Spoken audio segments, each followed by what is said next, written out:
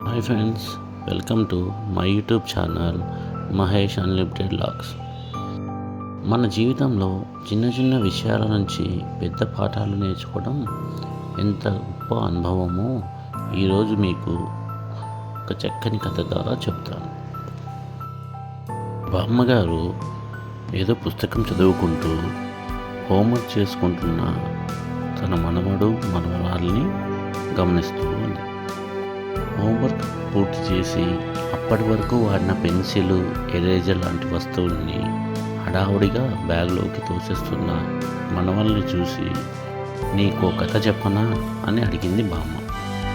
కథలంటే ఇష్టపడే మనవడు చెప్పు చెప్పు అంటూ పక్కన వచ్చి కూర్చున్నాడు. ఇప్పటిదాకా నువ్వు రాసుకున్నావే, ఆ పెన్సిల్ వల్ల ఎన్ని లాభాలు ఉన్నాయో తెలుసా నీకు అడిగింది బామ్మ. రాసుకోవచ్చు, బొమ్మలు వేసుకోవచ్చు, అంతే కదా అని చెప్పాడు మనవడు. అది చేసే పనులు అవే, కానీ చెప్పే పాఠాలు చాలానే ఉన్నాయి, అవి మనకు ఎంతో ఉపయోగపడతాయి అని చెప్పింది బామ్మ. అయితే చెప్పు మరి, ఆసక్తిగా అడిగాడు మనవడు. మొదటి పాఠం, పెన్సిలు దానంతటా అది రాయదు, మనం పట్టుకుని రాస్తేనే దాని ప్రయోజనం.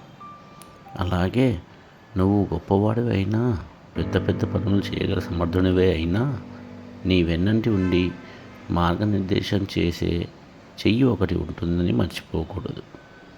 ఆ చెయ్యి దేవుడు కావచ్చు, అమ్మా నాన్నలు కావచ్చు, మీ ఉపాధ్యాయుడు కావచ్చు అని చెప్పింది.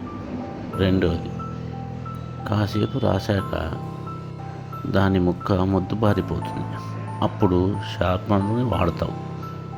అది మొదట్లో కొంత బాధ పెట్టినప్పటికీ పదునుగా ఇంకా బాగా రాసేలా చేస్తుంది. అలాగే మన బాధలు, దుఃఖాలు భరించడం అలవర్చుకుంటే వ్యక్తిగా మనల్ని దాటుదేరుస్తాయి.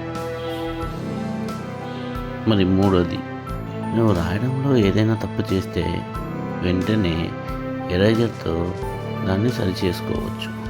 అలాగే జీవితంలో కావాలని ఎవరూ తప్పులు చేయరు, వాటిని సరిదిద్దుకోవాలనే ఆలోచన ఉండాలన్నది దాని పరమార్థం. నాలుగో పాఠం ఏమిటంటే, పనిలో ముఖ్యమైన భాగం పైకి కనిపించే చెక్క కాదు, లోపల ఉండే గ్రాఫైట్. అలాగే మనకి కూడా బయట రూపం కాదు, లోపల గుణం ముఖ్యం.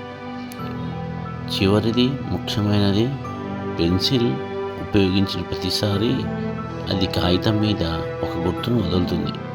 అలాగే జీవితంలో మనం చేసే ప్రతి పని ఒక గుర్తు ఎలా ఉండిపోతుంది అన్నది దృష్టిలో ఉంచుకొని చేయాలి అని వివరించింది. ఇవన్నీ విన్న మనవాడు చివరిగా, బామ్మ నిజంగానే పెన్సిల్ మనకెన్నో గొప్ప గొప్ప విషయాలు చెప్తుంది, నేను ఇవి ఎప్పటికీ మర్చిపోను అని అన్నాడు. అప్పుడు బామ్మ, వస్తువులను మనసులో పెట్టుకొని ఆలోచిస్తే ప్రతి వస్తువు మనకి ఏదో ఒకటి నేర్పుతుంది నాన్న అని చెప్పింది. ఇది కేవలం ఒక చిన్న పాఠమే కాదు ఫ్రెండ్స్, మన జీవితంలో కూడా ఎన్నో వస్తువుల నుంచి, అనుభవాల నుంచి నేర్చుకోవాలి.